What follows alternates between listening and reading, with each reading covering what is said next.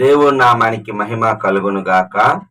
క్రీస్తునందు ప్రేమైన దేవుని బిడ్డలారా, అనుదిన జీవవాక్యమునకు మిమ్మల్ని ప్రేమతో ఆహ్వానిస్తున్నాము.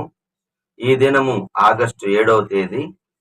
లేఖన భాగము రోమీలకు రాసిన పత్రిక 8వ అధ్యాయము 1 నుండి 18 వచనాలలో దేవుని యొక్క వాగ్దానము 2వ వచనము, క్రీస్తు యేసునందు జీవమిచ్చు ఆత్మ యొక్క నియమము పాప మరణ నియమము నుండి నన్ను తప్పించును. అపోస్తలుడైన పౌలు గారు ఏదైతే మంచి చేయాలనుకుంటున్నాడో, మేలు చేయాలనుకుంటున్నాడో, అయితే దానికి వ్యతిరేకంగా కీడు చేస్తున్నాడు. దీనికి కారణము నాలో నివసించే పాపం యొక్క నియమం ఉన్నది. ఈ నియమము నుండి నన్ను ఎవరు విడిపిస్తారు అని అంత పెద్ద భక్తుడు, చదువుకున్న వ్యక్తి, మంచి జ్ఞానం కలిగిన దైవజనుడు, ఆయన ప్రభు నమ్మకం ముందు అతనిలో ఉన్న పోరాటం, శరీరానితోనూ ఆత్మతో ఉన్న పోరాటాన్ని వివరిస్తున్నాడు. నేను దౌర్భాగ్యును, నన్ను ఎవరు ఇలాగా విడిపిస్తారు?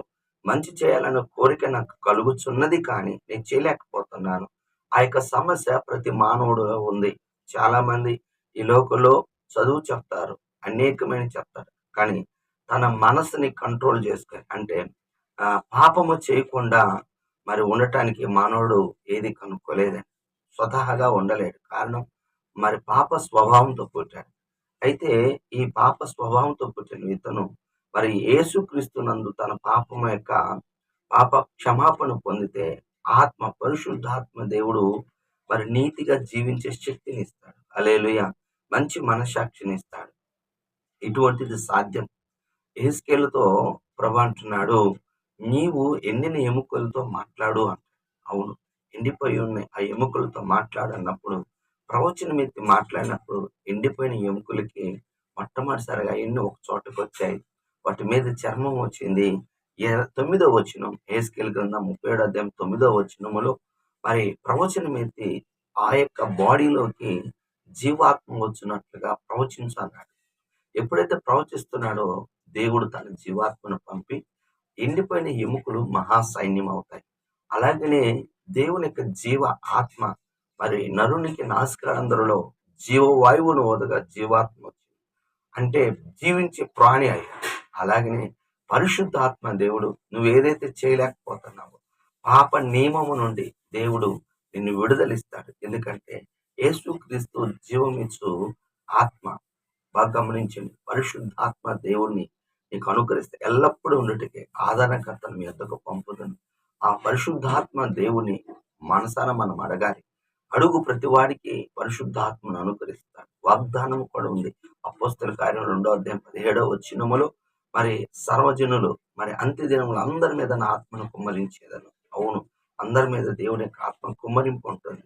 పరిశుద్ధాత్మ దేవుడు మనం ఏదైతే చేయలేకపోతామో దానికి శక్తిని ఇస్తాడు. ఎండిపోయిన ఎముకలకు జీవాన్ని ఇచ్చిన దేవుడు పాప నియమము నుండి విడిపించి నువ్వు ఎలా నీతిగా జీవించాలో పరిశుద్ధాత్మ దేవుడు తెలియజేస్తాడు. అయితే అలా నడుచుకోవటానికి మనం ఇష్టం పడి ఉండాలి. దేవుని ఆత్మ చేత నడిపింపుకి ఇష్టపడ్డప్పుడు దేవుడు సహాయము చేస్తాడు. ఒప్పుకోవలసిన పాపాన్ని చూసినట్లయితే 5వ వచనము, శరీరానుసారమైన మనసు మరణం. శరీరము కూడా ఉంది. శరీరం కూడా కొన్ని ఆశలు కలిగి ఉంటది. శరీరం కూడా చెప్తుంది, చూడు, అంటే ఈ శరీరానుసారమైన మనసు అంటే ఈ శరీరాన్ని గురించి, ఆహారం విషయం గురించి, మంచి వస్త్రాల గురించి. మానవుడు ఈ శరీరానికి కోటి విద్యలు కూటికోరికి అన్నట్టుగా ఆహారము, వస్త్రాలు, గృహం, వీటి మీద ఎక్కువ మనసు ఉంటుంది. కానీ ఆత్మ పర సంబంధంగా ఆలోచన చేస్తుంది. ఈ శరీరానుసారముగా దైవజనులు కూడా ఉంది. యేసు ప్రభువారు ఒక దినాన నేను ఎవరినైనా అనుకుంటున్నారంటే, నువ్వు ప్రవక్తవని, ఇర్మియావని, ఆ ప్రవక్త అని, లేకపోతే ఏదేదో చెప్తున్నారు.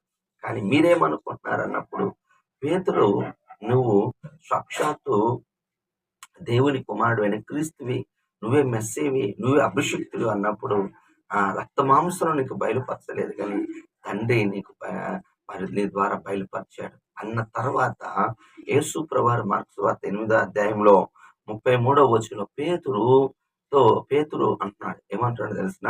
యేసు ప్రభువారు నేను శిలువ మరణం పొంది 3వ దినాన తిరుగులేస్తానంటే అది ఆయనకి నచ్చలేదు. వెంటనే చేపట్టుకొని అది నీకు దూరం అవును గాక అన్నప్పుడు పేతురు గారిని యేసుప్రభు అన్నాడు, సాతానా నా వెనక్కి వెళ్ళిపోము. అంటే కొద్ది నిమిషాల ముందేమో మరి తండ్రి అయిన దేవుడి ద్వారా బయలుపరచబడ్డాడు.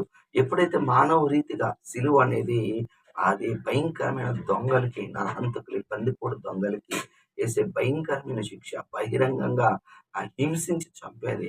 అంటే ఒక మరి కిరాతకంగా మరి సిలువ మరణం నా యేసు పొందకూడదు అని మానవ రీతిగా. అందుకే ప్రభు అంటాడు, పేతురు, మానవ రీతిగా నువ్వు ఆలోచించేయద్దు, మనుషులు సంతోషపెట్టేటట్టు. మనుషులు సంతోషపెట్టేవాడు దేవుని సంతోషపెట్టడు. పాపక్షమాపణ రక్తము చిందిస్తే వస్తుంది పాపక్షమాపణ. అలా చేయకూడదు అనుకుంటున్నాడు. అందుకే పేతురుని యేసు ప్రభు గద్దించాడు. మానవ రీతిగా ఆలోచించేది, శరీరానుసారంగా శరీరం ఎప్పుడు సుఖాన్ని, పేరుని, ప్రఖ్యాతిని కోరుకుంటుంది. కానీ యేసు ప్రభు రక్షించడానికి వచ్చాడు. యేసు అంటే రక్షించడానికి వచ్చాడు. కాబట్టి శరీరానుసారంగా ఆలోచించేది. శరీరానుసారమైన మనసు మరణం అండి. నిజం. శరీరానుసారమైన మనసు మరణానికి దారితీస్తుంది. ఆకాను శరీరానుసారంగా ఆశించుకున్నాడు, చివరికి ప్రాణం పోగొట్టుకున్నాడు. శరీరానుసారంగా ఆలోచించేయద్దు, అది చివరికి మరణానికి దారితీస్తుంది. చివరిగా 17వ వచనము, మరి క్రీస్తుతో కూడా శ్రమ పడిన ఎడల మరి మీరు క్రీస్తుతో తోటి మీరు వారసులు అవుతారు. మరి అపోస్తులు కూడా, పేతురు ఒకసారి అన్నాడు, మేము సమస్తము విడిచిపెట్టి నిన్ను వెంబడించాం. అప్పుడు నా నిమిత్తం, సువార్త నిమిత్తం ఈ లోకంలో మీరు మరి హింసించబడ్డారు, మరి ద్వేషించబడ్డారు. మరి పరలోకంలో మీకు 12 సింహాసనం, పరలోక రాజ్యమును మీకు అనుకరిస్తాను.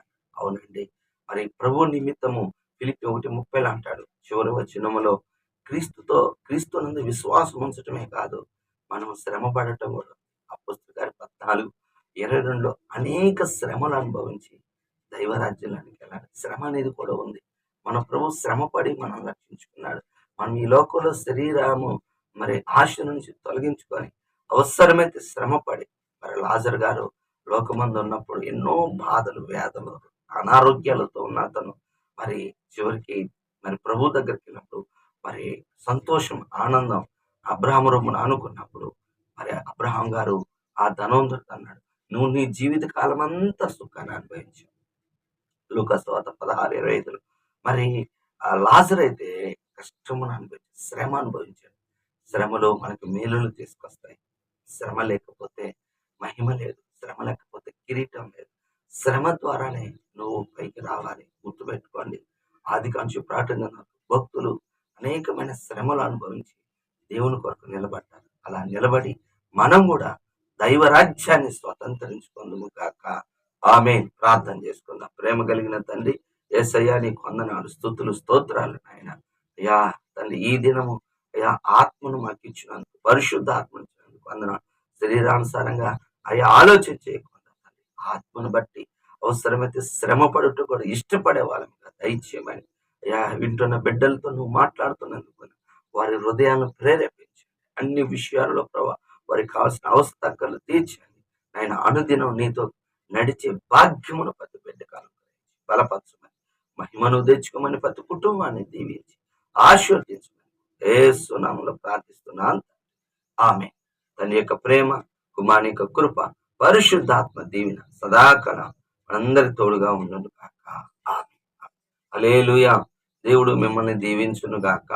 ఆమేన్.